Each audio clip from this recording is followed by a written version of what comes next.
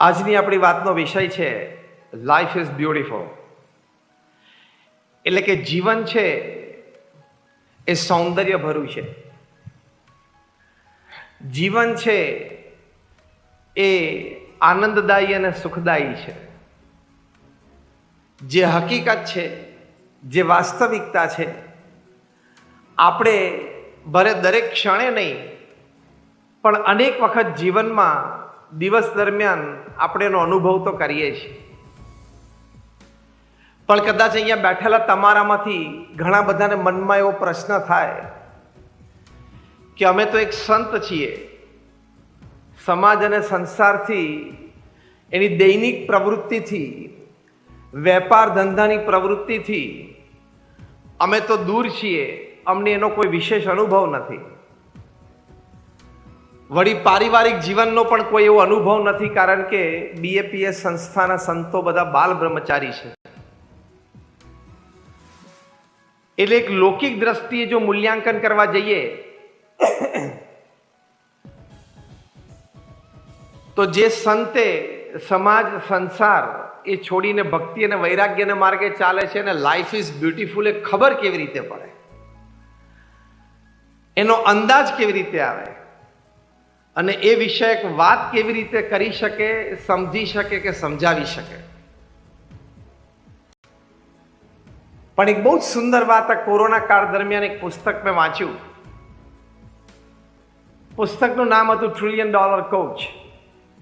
$1 million coach નહીં, $1 billion coach નહીં, $1 Trillion coach. આ પુસ્તકમાં એક ફૂટબોલર અને ફૂટબોલ કોચ ત્યાર પછી જેમનું નામ બિલ કેમ્બેલ, એમણે અમેરિકામાં સિલિકોન વેલીમાં IT એક્ઝિક્યુટિવ્સને કેવી ટ્રેનિંગ આપી છે એ વિશે એક વાતો લખેલી છે. હવે આ બંને ક્ષેત્ર વચ્ચે આપણને ક્યારેય કોઈ દિવસ કોઈ સંબંધ દેખાય નહીં. ફૂટબોલ અને IT વચ્ચે કોઈ સંબંધ ખરો? હા કે ના? કોઈ રીતે કોઈ સંબંધ દેખાતો નથી. પણ this book contains the details કે how a footballer trained IT executives. અને સામાન્ય IT executives નહીં, ગૂગલ કંપનીના માલિક લેરી પેજને ટ્રેનિંગ આપી ફૂટબોલર બિલ કેમ્બેલે. ગૂગલ કંપનીના vice president products Eric Smith, એને પણ ટ્રેનિંગ આપી ફૂટબોલર બિલ કેમ્બેલે. સિલિકોન વેલીની એક બીજી મોટી IT કંપની, એના એક સિનિયર એક્ઝિક્યુટિવ જોનાથન રોઝનબર્ગ, એને પણ ટ્રેનિંગ આપી આ ફૂટબોલર બિલ કેમ્બેલે. એટલે ટ્રેનિંગ લેનાર વ્યક્તિઓ પણ કોઈ IT ક્ષેત્રમાં સામાન્ય નહોતા કે BIT થયા હોય ને તાજો નવો હોય ને પ્રાઇવેટ કોલેજમાંથી ગ્રેજ્યુએટ થયો ને 55% કોમ્પ્યુટરમાં એડમિશન લઈ આવે એવા નહોતા. ટોકિંગ ઓફ ગૂગલ, તો એ લોકોએ આ પુસ્તકમાં પોતાના અનુભવો લખ્યા છે કે અમને બિલ કેમ્બેલે શીખવાડ્યું શું, અમે એની પાસેથી શું શીખ્યા. તો બહુ જ સરસ વાત આ $1 Trillion કોચ પુસ્તકમાં લખાણી છે કે તમારે કોઈને કોચિંગ આપવું હોય, ટ્રેનિંગ આપવી હોય તો એ કંપનીના પ્રોડક્ટ વિશે જાણવાની તમારે કોઈ જરૂર નથી. એ કંપનીના મેન્યુફેક્ચરથી માંડીને સેલ્સ સુધીના સ્ટ્રક્ચર જાણવાની તમારે કોઈ જરૂર નથી. એ કંપનીની સેલ્સ અને માર્કેટિંગ પોલિસી વિશે તમારે જાણવાની કોઈ જરૂર નથી. તો આપણને આશ્ચર્ય થાય ને કે આ બધું જાણવાની જરૂર ના હોય તો પછી એ કંપનીના એક્ઝિક્યુટિવ્સને ટ્રેનિંગ શું આપી. તો આ $1 Trillion કોચ પુસ્તકમાં IT એક્ઝિક્યુટિવ્સ અનુભવ લખ્યા છે કે બિલ કેમ્બેલે અમને એક જ વાત શીખવાડી જે મૂળભૂત હતી કે તમે જે સિનિયર મેનેજમેન્ટમાં ટીમ મેમ્બર્સ છો, પછી મિડલ મેનેજમેન્ટમાં તમે જે ટીમ મેમ્બર્સ છો અને જે લોઅર મેનેજમેન્ટમાં ટીમ મેમ્બર્સ છો, એક ટીમ તરીકે તમે જ્યારે સાથે કામ કરો છો, તમારે અંદર એકબીજા પ્રત્યે સંપ અને સહિષ્ણુતા કેટલા છે, એકબીજા પ્રત્યે તમારે આદર અને પ્રેમ કેવો છે, એકબીજાને તમે કેટલા સ્વીકારો છો, એકબીજાની ભૂલને ઢાંકવાનો કેટલો પ્રયત્ન કરો છો, એકબીજાને કેટલા પૂરક બનો છો, એકબીજાના વિચારોને સમજવાનો કેટલો પ્રયત્ન કરો છો, અને ઓફિસમાં ટીમ તરીકે તમે સાથે બેસીને ધંધાના વિકાસની ચર્ચા કરતા હોય, એ સિવાયના કોઈ સમયમાં તમે પરિવાર સાથે મળીને એકબીજા સાથે આનંદ કરો છો કે નહીં?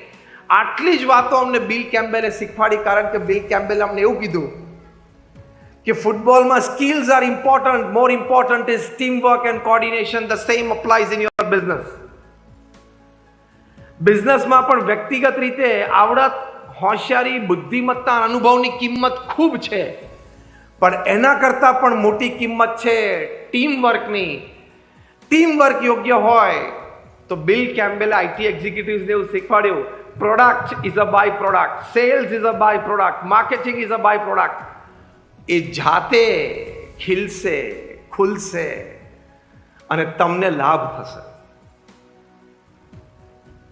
હવે એક ફૂટબોલર છે, એ આઈટી એક્ઝિક્યુટિવ્સને ટ્રેનિંગ આપી શકતો હોય તો બીએપીએસ સ્વામિનારાયણ સંસ્થાના સંતો ભગવાન સ્વામિનારાયણના વખતથી એક સ્વામિનારાયણીય પ્રણાલિકા છે કે સમાજની વચ્ચે રહે છે, ઘરે ઘરે ફરે છે, પરિવારના પ્રશ્નોને સાંભળે છે અને સમજવાનો પ્રયત્ન કરે છે અને એમાં ચર્ચા કરીને ઉકેલ આપવાનો પ્રયત્ન કરે છે.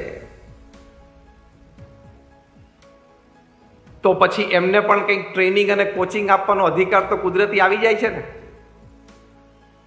If a footballer can coach an IT executive, saints of BAPS can definitely tell you a couple of things. અને એનાથી મોટી વાત, અમારા ગુરુ પ્રમુખ સ્વામી મહારાજ, જેમનો જન્મ શતાબ્દી મહોત્સવ હમણાં અમદાવાદમાં ખૂબ ધામધૂમપૂર્વક 1 મહિનાનો ઉજવાણો. 30 દિવસમાં 1,21,00,000 લોકો આવ્યા, રોજના 4 લાખ લોકો આવ્યા. 15 જેટલા પ્રદર્શનો અને લાઈવ પ્રેઝન્ટેશન્સ હતા. 80,000 સ્વયંસેવકોએ નિસ્વાર્થ ભાવે સેવાઓ કરી. હુઝ ઓફ ઇન્ડિયા ત્યાં પરમ પૂજ્ય મહંત સ્વામી મહારાજના દર્શન આશીર્વાદ માટે આવ્યા. એ પ્રમુખ સ્વામી મહારાજનો જે અનુભવ એ તમારી સાથે આજે શેર કરવાનો છે. You can share ideas, that is fine. You can share project planning, that is fine. You can share creativity, that is fine, but more important, you share experiences. તમે અનુભવ શેર કરો એ બહુ મોટી વાત છે. તો પ્રમુખ સ્વામી મહારાજને જનજીવનનો અનુભવ, જનમાનસનો અનુભવ, જન પ્રકૃતિનો અનુભવ, એ જે કક્ષાએ હતો એ અત્યારે કદાચ 750 કરોડની પ્રજામાં પૃથ્વી ઉપર કોઈને નથી. પ્રમુખ સ્વામી મહારાજ એમના જીવનકાળ દરમિયાન દુનિયાના 60 દેશોમાં 18,000 ગામો અને શહેરોમાં ફર્યા. અહીંયા આપણામાંથી કોઈ એવું બેઠું નથી જે 18,000 ગામો અને શહેરોમાં ગયા હોય અથવા જશે. Am I right or wrong? Raise your hands if you say yes. જો બધા હાથ ઊંચો કર્યો. પ્રમુખ સ્વામી મહારાજને લોકો વ્યક્તિગત પ્રશ્ન હોય, પોતાનો પારિવારિક પ્રશ્ન હોય, વ્યવસાયિક પ્રશ્ન હોય, એની માટે પત્ર લખતા. એવા 7.5 લાખ પત્રોના લેખિત જવાબ પ્રમુખ સ્વામી મહારાજ આપ્યા છે. At an unbelievable average of reading and answering more than 70 letters a day without a Sunday for 45 years. 45 વર્ષ સુધી રોજના 70 પત્રો પ્રમુખ સ્વામી મહારાજે વાંચ્યા અને એનો ઉત્તર આપ્યો છે.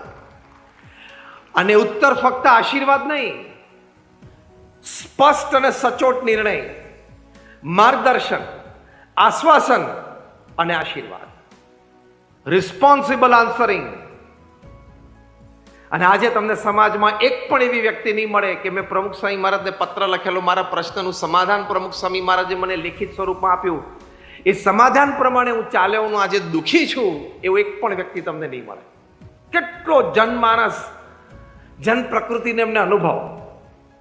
પોતે સવાર બપોર સાંજ વ્યક્તિગત મુલાકાત આપતા. એમના જીવનકાળ દરમિયાન એમણે 40 લાખ એટલે કે 4 મિલિયન લોકોને વ્યક્તિગત મુલાકાત આપી, એમની સાથે વાર્તાલાપ કર્યો, એમનો પ્રશ્ન સાંભળ્યો, સમાધાન કરી આપ્યું.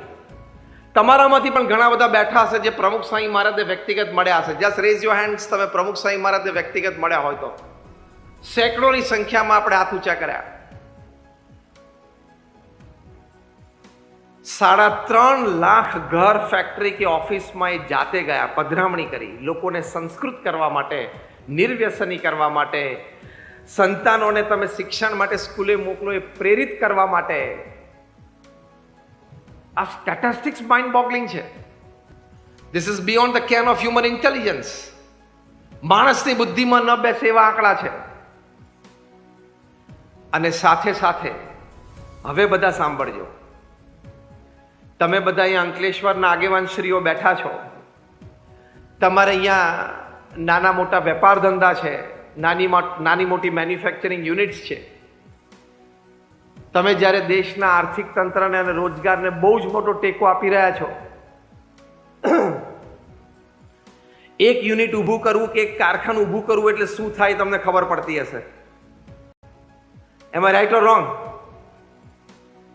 પ્રમુખ સ્વામી મહારાજે એમના જીવનકાળ દરમિયાન 45 વર્ષમાં 1300 સંસ્થાઓ ઊભી કરી. એટલે તમારી ભાષામાં કહું તો 45 વર્ષમાં 1300 યુનિટ ઊભા કર્યા. મારી દ્રષ્ટિએ કદાચ 20% અંકલેશ્વર. અને that too after the age of 51. ના પ્રમુખ સ્વામી મહારાજના જેટલા પણ આ સ્ટેટિસ્ટિકલ આંકડા હું બોલ્યો એ બધા 51 વર્ષની ઉંમરના પછીના છે, જ્યારે બૌદ્ધા લોકોને મનમાં રિટાયરમેન્ટના વિચારો આવવાની શરૂઆત થઈ જાય. શારીરિક માનસિક રીતે હું શક્તિહીન છું, મારી શક્તિ ઓછી થતી જાય છે એવો વિચારો આવવા માંડે. વેન હી સ્ટાર્ટ્સ વિડ્રોલ, પ્રમુખ સ્વામી સ્ટાર્ટેડ હિઝ કરિયર. પ્રમુખ સ્વામીની કારકિર્દી 51 વર્ષે શરૂ થઈ, એ ગુરુપદે આવ્યા ત્યારથી. 51 વર્ષથી 95 વર્ષની ઉંમર સુધી 45 વર્ષમાં 1300 સંસ્થા. હવે હું તમને એક કહાની કહું, એ સાંભળજો. એક જમીન સંપાદન થવી અથવા મળવી, એ જમીન ઉપર શું કરવું છે, hospital, hostel, school, college, community centre, સંસ્કારધામ, સંસ્કાર કેન્દ્ર, હરિમંદિર, મંદિર, અક્ષરધામ, એ અમારા બોર્ડ ઓફ ટ્રસ્ટીઝમાં નક્કી થવું.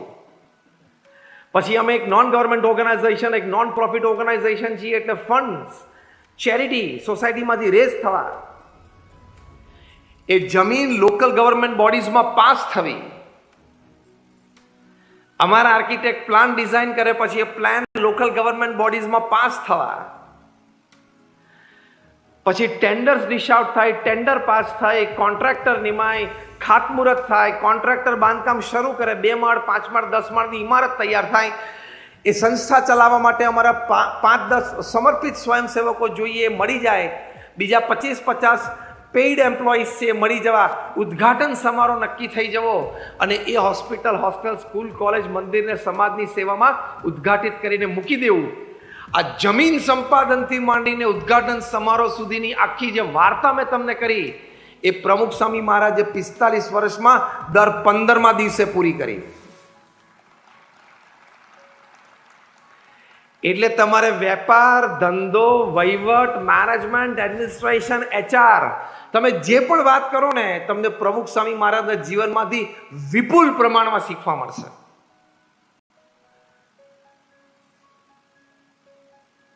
દર 15મા દિવસે એક સંસ્થા સમાજને ભેટ આપવી એટલે શું, અને એ પણ 45 વર્ષ સુધી સાતત્ય જાળવવું એટલે શું, અને એ પણ 51 થી 95 વર્ષની ઉંમરની એ કારકિર્દી દરમિયાન કરવું એટલે શું.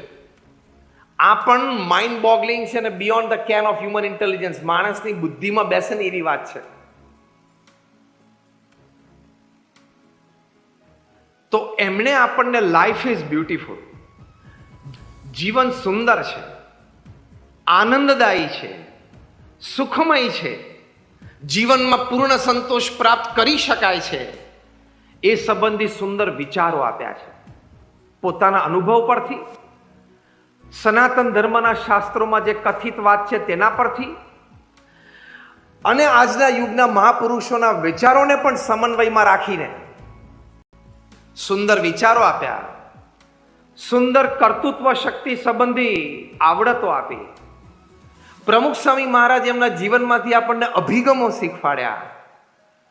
વાર્તાલાપથી માંડીને વર્તણૂક સુધી આપણે શ્રેષ્ઠતા પ્રાપ્ત કરી શકીએ એવી વાતો એને આપણને સમજાવી.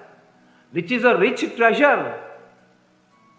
એ આપણી માટે બહુ મોટો અમૂલ્ય ખજાનો છે. તો લાઈફ ઇઝ બ્યુટીફુલ. જીવન ખૂબ સુંદર છે, આનંદદાયી અને સુખમય છે, પણ કન્ડિશન્સ એપ્લાય. તમે કોઈ જાહેરાત આપો છો તો બાજુમાં એસ્ટ્રિક સાઇન હોય છે ને. તમે કોઈ એન્જિનિયર જોઈએ છે, પછી બાજુમાં એસ્ટ્રિક સાઇન, નીચે વાંચે એટલે ખબર પડે 3 વર્ષનો અનુભવ જોશે. કારણ કે ઉપર તમે ટાઇટલમાં જ લખો સીધું 3 વર્ષના અનુભવી જે અપ્લાય કરું તો એડવર્ટાઇઝમેન્ટ ન વાંચે. પહેલા તો બધા એડવર્ટાઇઝમેન્ટ વાંચે એવું તમે ઈચ્છો છો, પછી પેલી ફૂદડી આવે નીચે. નીચે લખ્યું કન્ડિશન્સ એપ્લાય. એમ life is beautiful, conditions apply, you must know how to live it. જીવન સુખમય અને સુંદર છે, કન્ડિશન્સ એપ્લાય, આપણને જીવતા આવડે તો. બાકી આ 70-80 વર્ષનું જીવન છે, 5-10 પ્લસ માઇનસ ભગવાનની ઈચ્છાથી. પૃથ્વી ઉપરથી રોજના 1.5 લાખ માણસો વિદાય લે છે.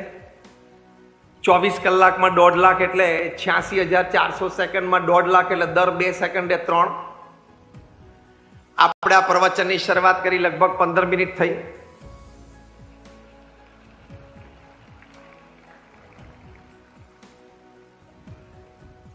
ફિફ્ટીન 6 19 900 સેકન્ડ થઈ.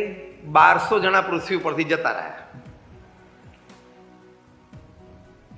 અને ભગવાનની ઈચ્છા હોય ને કાલનું ફૂલ કોન્સન્ટ્રેશન અંકલેશ્વર ઉપર મૂકી દે તો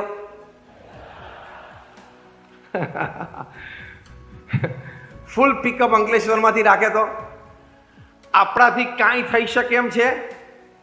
હા કે ના? Before that moment comes, make your life beautiful. એક ક્ષણ આવી જાય એ પહેલા જીવન જીવી લેવું. બીજું બધું ઓછું વધતું થયું કે ના થયું, આપણે આપણી મરણ પથારીએ હોય ત્યારે છાતી પર હાથ મૂકીને એટલું તો કહી શકવા જોઈએ ને પોતાની જાતને, yes I lived my life, હું મારું જીવન જીવ્યો. એટલો તો સંતોષ થવો જોઈએ કે નહીં? એ સંતોષ ના થયો તો પછી મન એમ કે ધક્કો ખાધો. શું કે? ભલે અંકલેશ્વરમાં 2 કારખાના ચલાયા તો ધક્કા જેવું થઈ જાય. તો લાઈફ ઇઝ બ્યુટીફુલમાં પ્રથમ અગત્યની વાત છે વિચારોની સ્પષ્ટતા, વિચારોની સ્વચ્છતા, વિચારોની દ્રઢતા, વિચારોની કાયમિતતા, એટલે કે શાશ્વતતા. સ્પષ્ટતા, સ્વચ્છતા અને શાશ્વતતા આ વિચારોની જોઈએ જ. અંગ્રેજીમાં એક કહેવત છે, man at the end of the day is a bundle of his own thoughts. સાંજ પડે તમે માણસ કેવો બની જાય? આખા દિવસ જે વિચાર કર્યો એ બની જાય. And at the end of the day, at the end of his life he is a bundle of his own thoughts throughout the life. અને જીવનના અંતે આપણે આખા જીવનમાં જેવા વિચાર કર્યા હોય એવા આપણે બની જઈએ. હલકા નબળા વિચારો કરીએ એટલે માણસ હલકો અને નબળો રહે. આપણી પાસે કોઈ સંસાધનો ના હોય, ખિસ્સામાં 1 રૂપિયો ના હોય, 2 માણસનો પણ બજારમાં સહકાર ના હોય, અને 5 પ્રશ્નો માથા ઉપર સવારથી જજુમતા હોય, તોય વિચારો મોટા કરવા એ જન્મસિદ્ધ અધિકાર છે આપણો. વિચારો હંમેશા સબળ રાખવા અને મોટા રાખવા. વિચારો પરિપક્વ થાય, એ ક્રિયામાં પરિવર્તિત થાય, એનો લાભ આપણને મળે. એક ક્ષણ તો જ્યારે આવવાની હશે ત્યારે આવશે. આજે વિચાર કરવો એ તો મારા હાથની વાત છે. યસ ઓર નો? અને પૃથ્વી પર જે કંઈ નાની મોટી ક્રિયાઓ થઈ છે, જે કોઈ વ્યક્તિઓ નાની મોટી રીતે આગળ વધ્યા છે, એના પાયામાં પ્રથમ તો એક વિચાર હતો. એ વિચાર વાત રૂપે 2-5 પાસે એને પ્રકાશિત કર્યો. એમાંથી આઈડિયાઝ આવ્યા, એમાંથી સર્જન થયું અને એમાંથી સફળતા મળી. તો વિચાર એ અગત્યની વાત છે. વિચારથી ઘડતર થાય છે. જો કોલસો, ગ્રેફાઇટ અને હીરો એટલે ડાયમંડ, ત્રણેય કોલના બનેલા છે, એટલે કાર્બનના બનેલા છે. કાર્બન એટમ એ હેફેઝાર્ડ ગોઠવાઈ જાય આમ આડોળું એટલે કોલ બની જાય, કોલસો. એના એ જ કાર્બન એટમ એ હેક્ઝાગોનલ સ્ટ્રક્ચર, જે કેમિસ્ટ્રી ભણ્યા હશો ને ખબર હશે, હેક્ઝાગોનલ સ્ટ્રક્ચરે ગોઠવાય એટલે ગ્રેફાઇટ બની જાય. અને એના એ જ કાર્બન એટમ ટેટ્રાહેડ્રલ સ્ટ્રક્ચરે ગોઠવાય એટલે એ આઇટમ ડાયમંડ બની જાય. કોલ એટલે કોલસો, ગ્રેફાઇટ અને ડાયમંડ સગા ભાઈઓ છે. સગા ભાઈઓ કરતા પણ આગળ એ ટ્રિપલેટ્સ છે. કોલસો, ગ્રેફાઇટ અને ડાયમંડ ત્રણેય સગા ભાઈઓ છે અને ટ્રિપલેટ્સ છે, સાથે જ જન્મેલા છે. પણ એક કોલસો છે, એક હીરો છે. આટલા નાના હીરામાં ટ્રક ભરીને કોલસો આવે. બાકી છે બંને સગા ભાઈઓ, હા, અને જોડવા ભેગા જન્મેલા છે. બંનેના સ્ટ્રક્ચરમાં કાર્બન અને કાર્બન સિવાય કાંઈ નથી. છતાં એકની કિંમત એ વિશ્વ કક્ષાએ બોલાય અને બીજાને ટન બંધમાં રોજ બાળી નાખે. એનું કારણ શું? એનું કારણ એક જ છે, ધ ઇન્ટરનલ ડિઝાઇન. અહીંયા કઈ ડિઝાઇન છે ને એની ઉપર તમારી કિંમત છે. ભગવાને બધાને મનુષ્ય જીવન અને મનુષ્ય દેહ આપ્યું છે. બધાના લોહીનો કલર પણ લાલ જ છે. બધાને વિચારની શક્તિ પણ આપી છે, કાર્યશક્તિ પણ આપી છે. પણ એનો કેવો અને કેટલો ઉપયોગ કરે છે એની પરથી આપણે કાં તો કોલસો બનીએ, કાં તો ગ્રેફાઇટ બનીએ, કાં તો ડાયમંડ બનીએ. Choice is hours.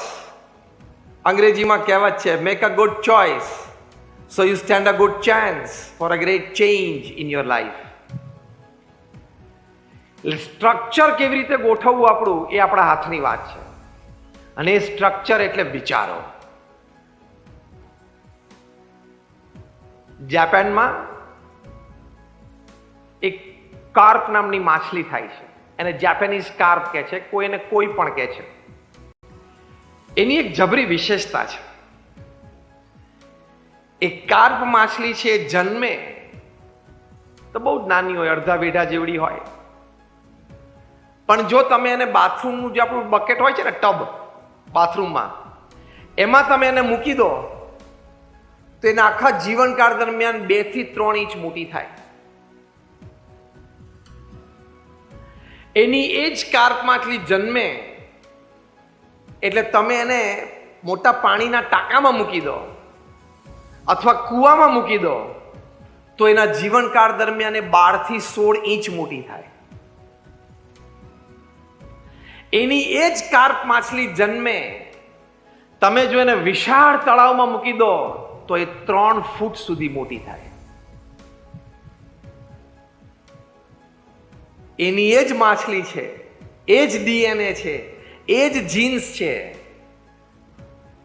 પણ એ કયા વાતાવરણને સ્વીકારે છે, એ વાતાવરણમાં લઈને પોતાની માનસિકતા કેવી રીતે ઘડે છે, એ માનસિકતાના આધારે પોતાનો વિકાસ કેટલો મૂલવે છે, એની ઉપર એનો વિકાસ થાય છે. એ માની લે છે કે મારી પાસે આનાથી વધારે તરવાની જગ્યા જ નથી, એવું માની લે છે. એટલે 2 કે 3 જ ઇંચ મોટી થાય છે. વોટર ટેન્કમાં અથવા કૂવામાં મૂકેલી એ કાર્પ માછલીને એમ થાય છે કે આટલું મારું ક્ષેત્ર છે, આટલી મને તરવાની જગ્યા છે, એટલે વળી એ 12 થી 16 ઇંચ મોટી થાય છે. અને જ્યારે વિશાળ તળાવમાં એને મૂકી દે છે ત્યારે એને દૂર દૂર સુધી પાણી દેખાય છે. એમ થાય ઓહો, હું તો ઘણું તરી શકું છું. એટલે 3 ફૂટની થઈ જાય છે. વિચારોની સ્પષ્ટતામાં પહેલી વાત આ કે હું ઘણું અને લાંબે સુધી તરી શકું છું. This is the first thought process. તમારામાંથી ઘણા બધા એવા હશે કે જ્યારે અહીંયા આવ્યા ત્યારે સામાન્ય પરિસ્થિતિમાં હશો. આજે તમે નાનું મોટું કારખાનું કર્યું, નાનું મોટું ટ્રેડિંગ કરો છો અને તમે પ્રગતિના પંથે છો. તમે જેટલી તમારી મર્યાદા સ્વીકારી લો એટલો જ તમારો વિકાસ થાય. તમે એમ નક્કી કરો કે મારો વિકાસ અમર્યાદ થઈ શકે છે તો અમર્યાદ વિકાસ થાય. ચાયવાળા પણ ભારતના પ્રધાનમંત્રી બની શકે. વિચારની વિશાળતા કે અમર્યાદ વિકાસ મારો શક્ય છે. આ વાક્ય મારી સાથે બોલજો, અમર્યાદ વિકાસ મારો શક્ય છે. અમર્યાદ વિકાસ આપણો શક્ય છે એ આપણે રોજ સવારે પોતાની જાતને કહેવું. I am born to grow, I am born to succeed. હું જન્મ્યો છું સર્વાંગી વિકાસ માટે, હું જન્મ્યો છું સફળતા માટે. બાકી પ્રમુખ સ્વામી મહારાજ 5 ધોરણ ભણેલા હતા. આજે 5 ધોરણ ભણેલી વ્યક્તિએ પણ 64 જેવા નાના વડોદરા જિલ્લાના ગામડામાં અંગ્રેજીનું એક વાક્ય બરોબર ન બોલી શકે, એ વ્યક્તિને બ્રિટિશ પાર્લામેન્ટમાં એમનું સન્માન થાય, કેનેડાની પાર્લામેન્ટમાં એનું સન્માન થાય, કેન્યાની પાર્લામેન્ટમાં એનું સન્માન થાય, કેટલી બધી કી ટુ ધ સિટીઝ એમને અમેરિકામાં મળે, ગાંધીનગર અને અક્ષરધામ, ગાંધીનગર અને દિલ્હી જેવા અક્ષરધામનું એ સર્જન કરે, એ કોઈ સામાન્ય વાત છે?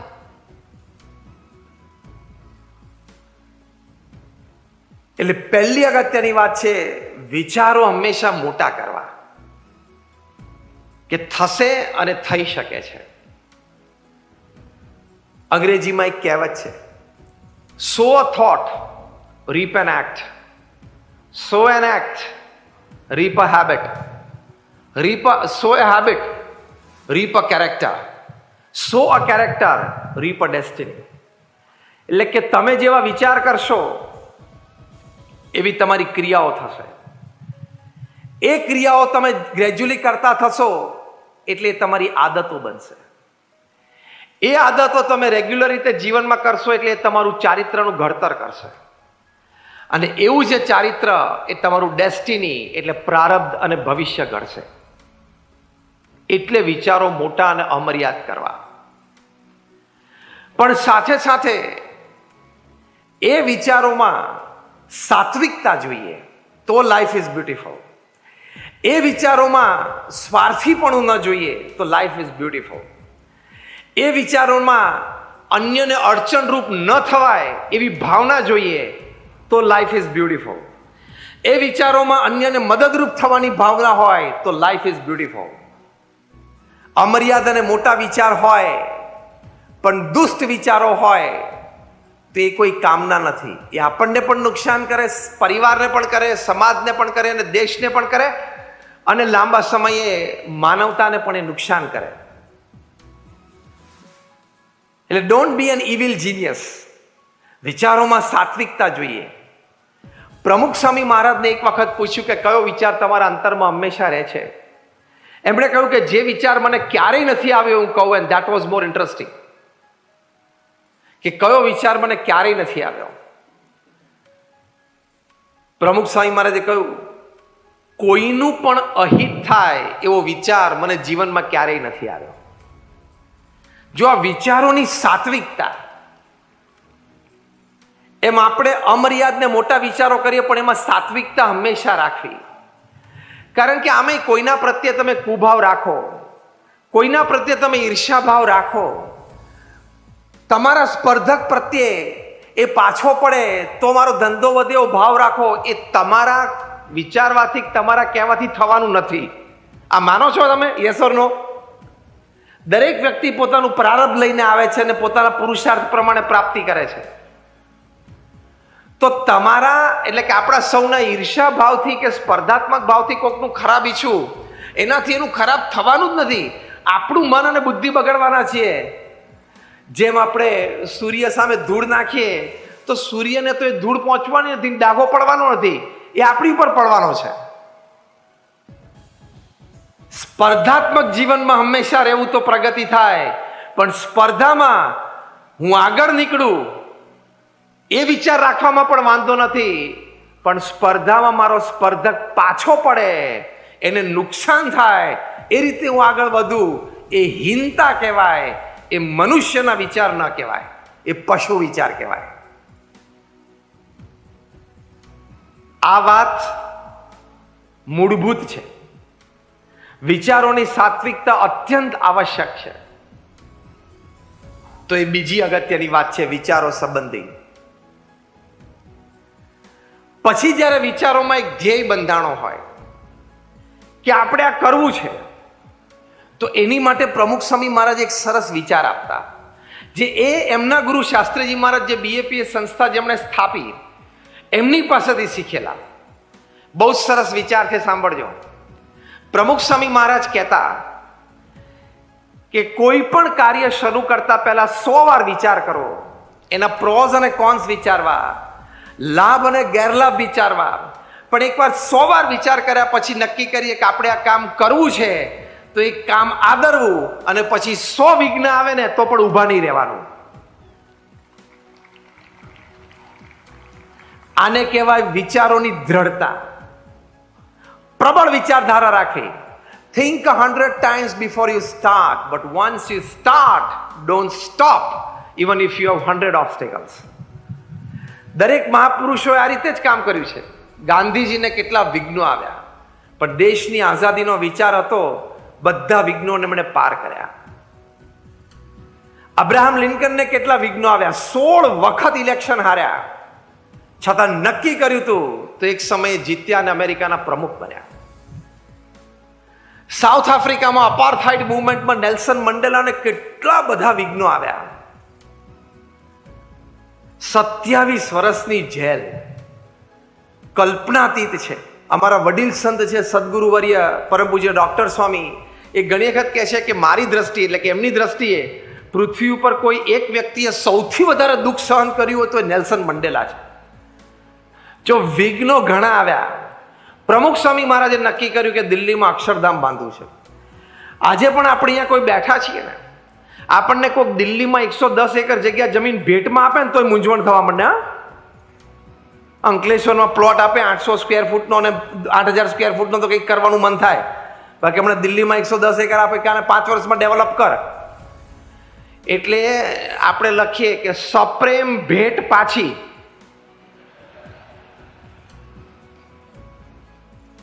દિલ્હી જેવા શહેરમાં, એ પણ યમુના નદીના કિનારે, એ પણ 110 એકર જગ્યા, એ પણ આજથી 23 વર્ષ પહેલા 2000ની સાલમાં પ્રાપ્ત થઈ અને 5 વર્ષમાં એ ડેવલપ કરવી, every square inch of land develop કરવી, એ પણ આરસીસીની પણ પથ્થર, અને પથ્થરમાં પણ એક કલાકૃતિ વાળો, અને એ પણ non residential non commercial project બાંધીને વેચવાનો નહોતો. એવો પ્રોજેક્ટ 80 વર્ષની ઉંમરે ચાલુ કરવો અને 85 વર્ષની ઉંમરે પૂરો કરવો, એ કોઈ સામાન્ય વિચારની પ્રબળતાથી ના થાય. એટલે આ પ્રમુખ સ્વામી મહારાજનું દ્રષ્ટાંત સાંભળીને કાલ સવારે તમારી કેમિકલ ફેક્ટરીમાં નવા કેમિકલનો પ્રયોગ ચાલુ કરો.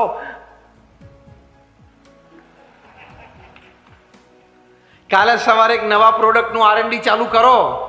80 વર્ષે પ્રમુખ સ્વામી મહારાજ કરી શકતા હોય, 85 વર્ષે ઉદ્ઘાટન કર્યું, એના 2 વર્ષ પછી 87 વર્ષની ઉંમરે અમેરિકામાં ડબલ ધ સાઇઝ 265 એકર ઉપર અક્ષરધામની શરૂઆત કરી. અને હમણાં આ ઓક્ટોબરમાં 6-8 મહિના પછી અમારા ગુરુહરિ મહંત સ્વામી મહારાજ અમેરિકા પધારીને એ સ્વામિનારાયણ અક્ષરધામ રોબિન્સવિલનું ઉદ્ઘાટન કરશે.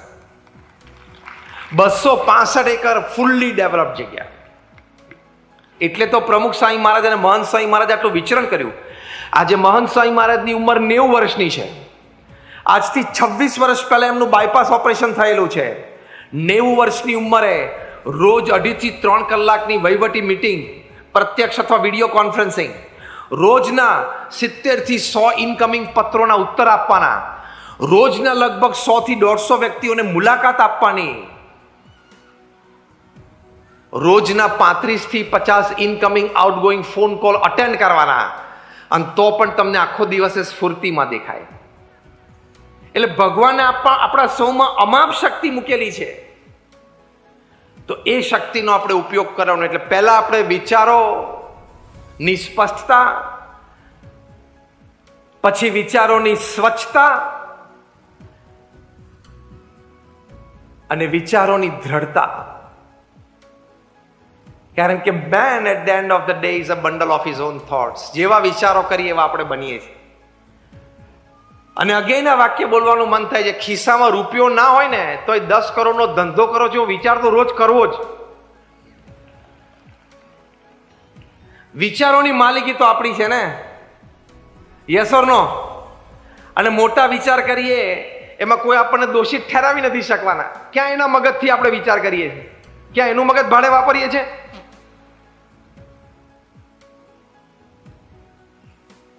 આવા વિચારોથી આપણે જીવીએ તો લાઈફ ઇઝ બ્યુટીફુલ. સુંદરતા ભર્યું આપણું જીવન થઈ જાય.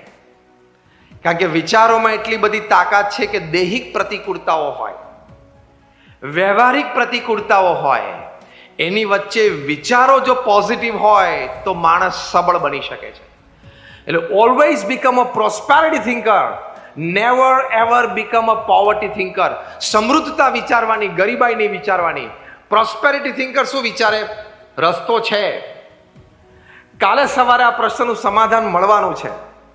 કાલે સવારનો સૂર્યોદય થશે ને હું મારા બેડરૂમનો દરવાજો ખોલીશ, બારી ખોલીશ, ત્યારે જે પહેલા કિરણો અંદર આવશે, those are going to be rays of hope. એ આશાના કિરણો છે. કાલે સવારે મને કોઈક વ્યક્તિ મળશે જે મને મદદરૂપ થશે. બી ઓપ્ટિમિસ્ટિક, આશાવાદી થવાનું. પોવર્ટી થિંકરોએ શું વિચારે? મરી ગયા, નહીં થાય, મદદ નથી મળતી, શું થશે, અંધારું દેખાય છે. અને આપણી ગુજરાતી ભાષામાં સૌથી ભયંકર શબ્દ આ છે, લે.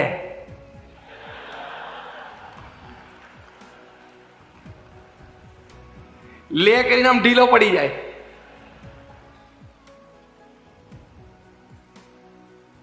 પછી બીજો પાછો એવો નબળો શબ્દ છે, ખબર નહીં કે. અને બંનેને ચડી જાય એવો એક અવાજ છે ગુજરાતી ભાષામાં. કરો તો એકવાર કરો જ છો દિવસમાં 10 વાર. અત્યારે કરો ને. હા એમ. આ તો જાગૃતિ લાવવા માટે, કારણ કે પાછો 10 વાગ્યાનો સમય થયો ને, 10:15 વાગ્યા વખતે જોકા આવતા હોય. What I mean to say, નેગેટિવિટીમાંથી દૂર રહેવા માટે સવારના પોરમાં આવા વાક્ય બોલવા. પ્રોસ્પેરિટી થિંકર થવાનું. થશે, થઈ શકશે, લેટ્સ ડુ. તો લાઈફ ઇઝ બ્યુટીફુલ થઈ જાય. બીજું ક્ષેત્ર છે લાઈફ ઇઝ બ્યુટીફુલમાં, રાઇટિયસનેસ. નીતિમત્તા, પ્રામાણિકતા અને સદાચાર વૃત્તિ અને સદાચાર પ્રવૃત્તિ. જો આપણે નૈતિક અને પ્રામાણિક જીવન જીવીએ તો દુનિયાની કોઈ તાકાત નથી આપણને હરાવી શકે અને પાછા પાડી શકે. જ્યારે હું કોર્પોરેટ્સને વાત કરું ત્યારે એક વાત ખાસ કરું છું કે with the best of academics, best of talents, best of experiences, best of knowledge, best of know how, best of platform, best of support systems, if you lose out on ethics, norms and disciplines, you are a loser. અને બીજી બાજુ less on academics, ભણતર ઓછું હોય, કળા ઓછી હોય, આવડત ઓછી હોય, સપોર્ટ સિસ્ટમ ઓછી હોય, પ્લેટફોર્મ સારું ન મળતું હોય, સોશિયલ સર્કિટ પાવરફુલ ના હોય, ફિનાન્સ ના હોય, પણ નીતિમત્તા અને પ્રામાણિકતા તાકાતવાળા હશે ને તો પ્રગતિ છે ને છે જ.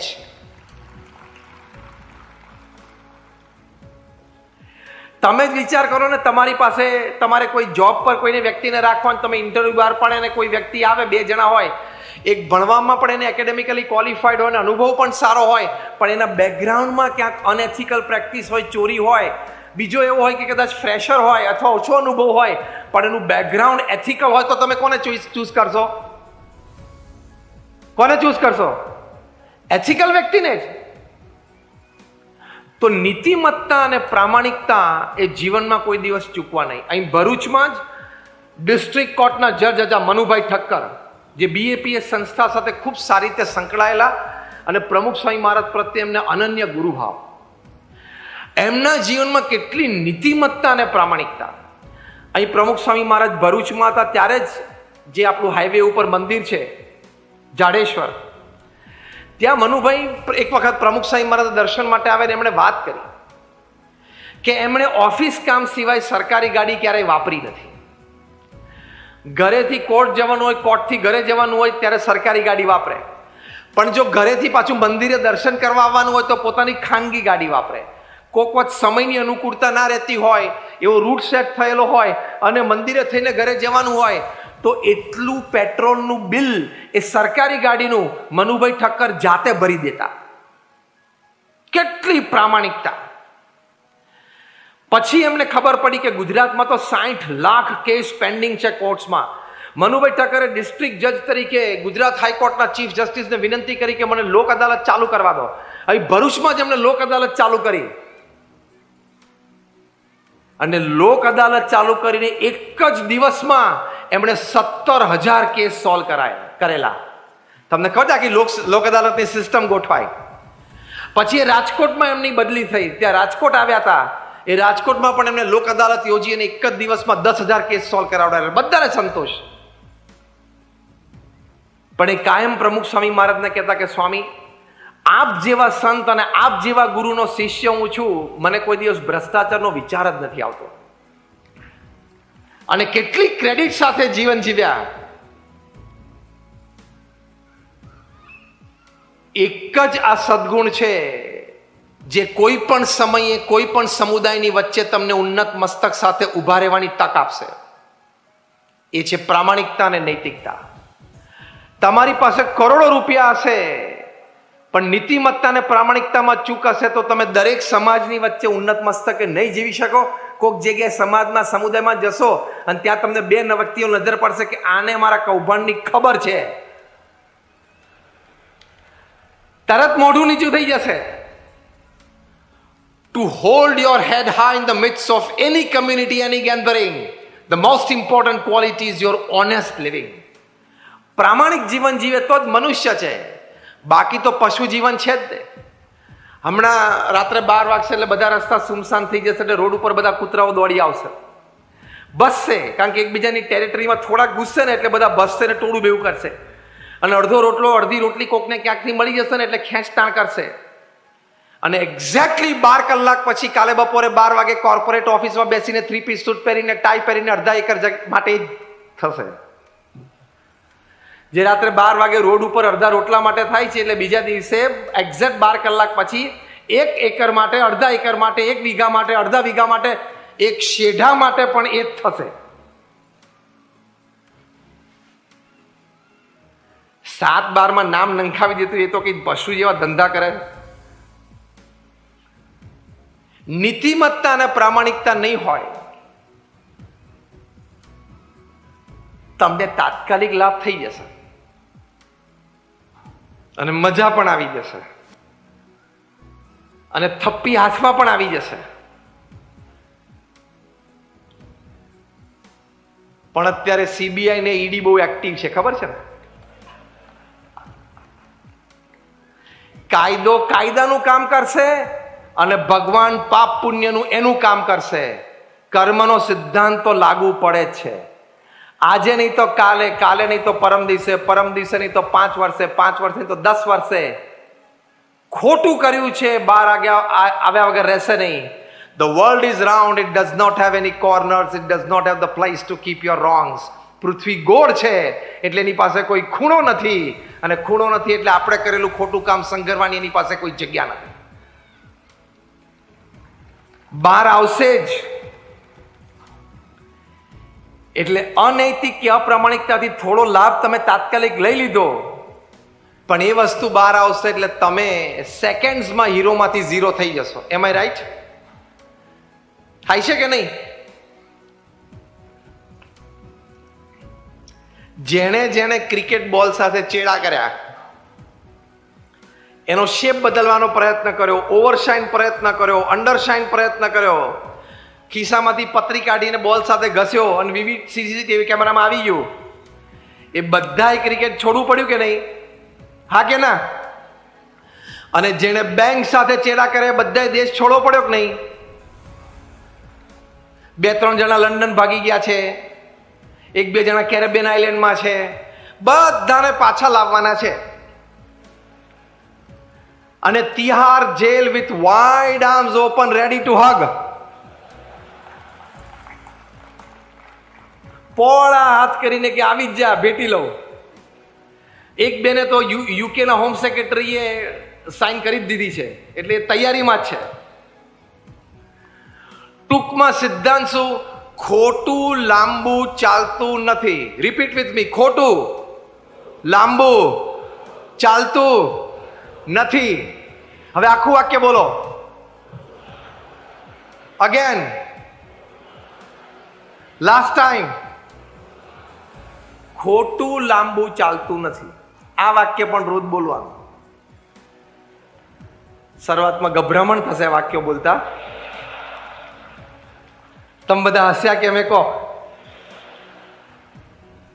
તમે સમજી ગયા, અમે સમજીએ છીએ. પણ એ બોલજો તો નીતિમત્તા અને પ્રામાણિકતાના માર્ગ ઉપર તમે ચાલી શકશો, તો તમને જીવનમાં આનંદ થશે.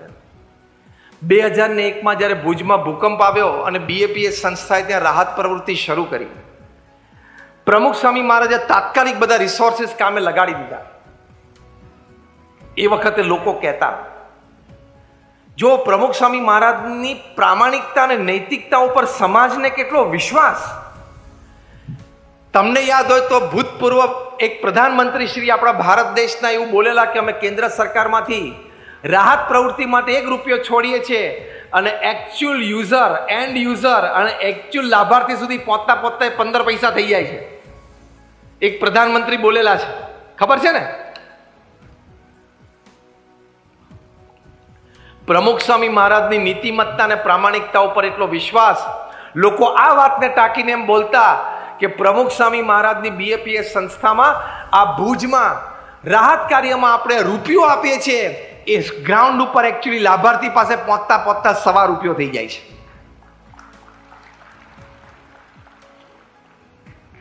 આપણી નીતિમત્તા અને પ્રામાણિકતા ઉપર એટલો વિશ્વાસ હોવો જોઈએ લોકોને. એ જે કમાણી છે ને, એ આ લાઈફ ઇઝ બ્યુટીફુલ. પૈસો હોવો એક વાત છે, અને લોકોને આપણા પ્રત્યે આદર અને પ્રેમ, અને આદર અને પ્રેમ કરતા પણ મોટી વાત વિશ્વાસ હોવો, એ જીવનની સૌથી મોટી કમાણી છે. એ કમાણી આપણે કરીએ ને તો લાઈફ ઇઝ બ્યુટીફુલ. પૈસા કમાતા તો 750 કરોડની પ્રજાને બધાને આવડે છે, હા કે ના? તો જ બધા ખાઈને સૂતા હશે ને રાત્રે.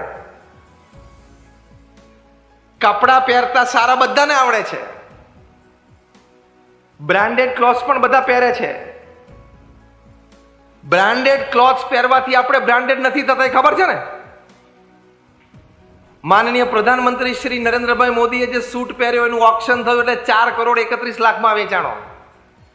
મહેન્દ્રસિંહ ધોનીએ જે સૂટ પહેર્યો તેનું ઓક્શન થયું એટલે 1,31,00,000 વેચાણો. અને આપણે બ્રાન્ડેડ કપડાં પહેર્યા હોય અને વેર એન્ડ ટેરમાં ગયા હોય અને પછી એમાંથી 2 શર્ટ, 2 ટી-શર્ટ, 2 પેન્ટ ત્રણેય વેચવા કાઢી એટલે બપોરે પેલા ફરતા એમાંથી એક તગારું આપે ને એક ડબલું આપે.